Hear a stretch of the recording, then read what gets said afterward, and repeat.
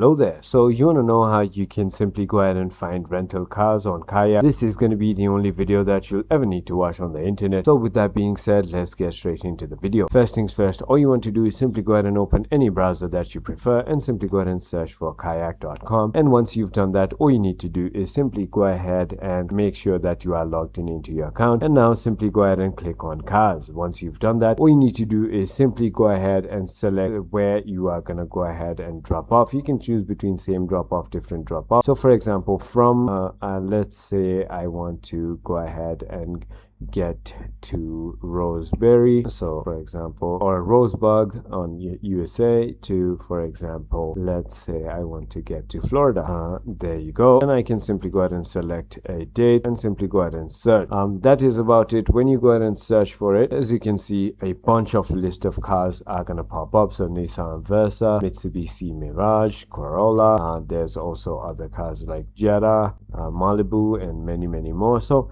you can simply go ahead and choose between any of these and get your ride. So I hope this video was helpful to you. If it was, hit that like button and I'll see you on the next one.